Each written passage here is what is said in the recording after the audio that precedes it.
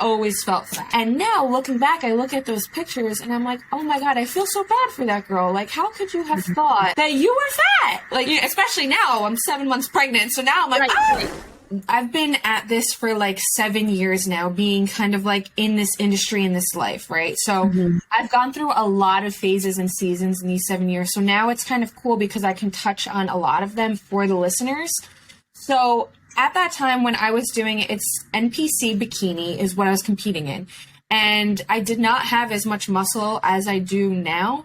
So I was very small, like a little string bean. When I look at those pictures now, but like shredded, like my abs, everything had veins popping through, like shredded to the core, but like a little string bean. And I thought I looked amazing. And now when I look at those pictures, I'm like, oh my God, I never want to look like that again. It's interesting how things change and your perception even of yourself and what you want for yourself, what you want your body to look like changes. Because everyone asks me, will you ever do a show again? And I say, absolutely not. I don't ever want to look like that again. I don't ever want to lose that weight again and be that thin. Because one, like you said, it's not sustainable. Two, I enjoy having womanly curves now. Like I like being lean, but I like having more body to me. So what I've noticed throughout the years is like what you desire for yourself changes, but initially it's really hard. And that's another reason why I would never want to do it again per se, because it took me years to stop having body image issues.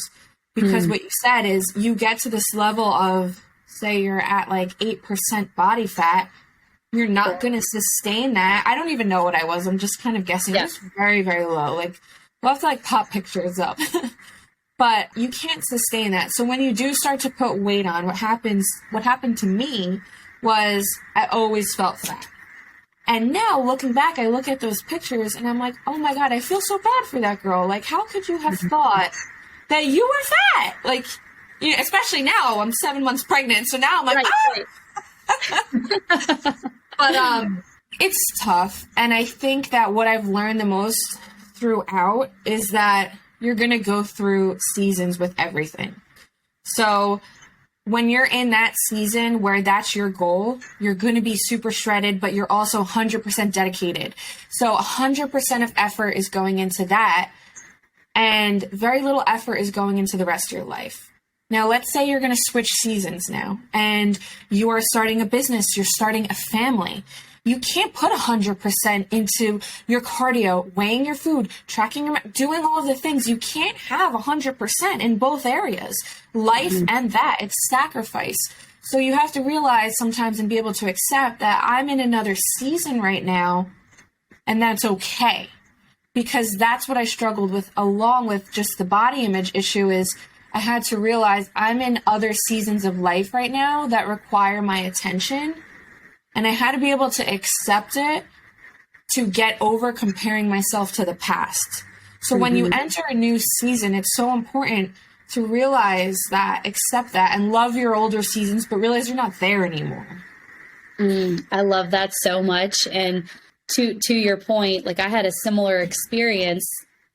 Again, never been in fitness competitions, but after I had my daughter, you're back in being a gym owner, you have this pressure, and even just anybody in this industry, you have this pressure that you put on yourself. No one else is putting this on you. You put it on yourself, and you think, I have to look a certain way. I have to show up a certain way for my clients, just for my image, for being a professional in this industry. And so after I had my daughter, I quickly tried to get back into the gym, start getting back to that pre-pregnancy weight, that pre-pregnancy body, which turns out you never actually really go back to that. It's going to, your body changes in so many ways that like, I am not going to be that same person that I was at 27 before I started having kids. Like, it's just not possible. But after I had my daughter, I was in the gym every single day, coaching 5-6 sessions a day. I was working out every single day outside of coaching, and I got down to the leanest I have ever been. I mean, I wasn't 8% body fat, but I was so lean. And then right when I hit that like ultimate time where I felt like maybe I could do a bikini competition or a bodybuilding competition, I actually did think about it. I then got pregnant with my son. And, you know, your body goes through all of these changes again.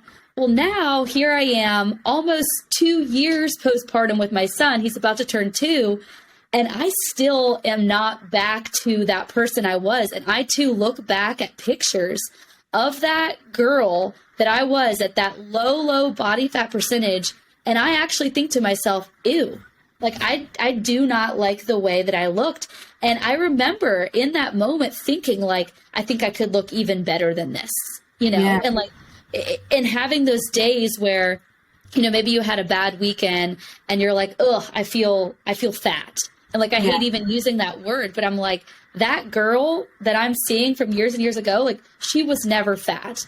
And like the fact that I was thinking that is, oh, it's disturbing. It's so disturbing. And I never want any other women to feel like that, especially when you do go through the pregnancy journey and your body goes through all of these changes that you just can't control. There's too many things that are out of your control.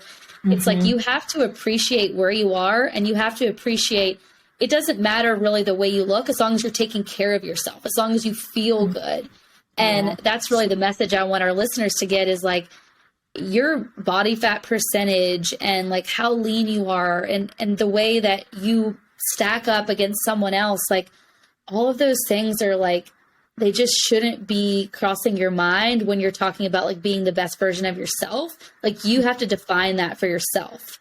And I'm sure you kind of felt like that pressure because you were in that industry and you saw all these other women that you probably developed relationships with.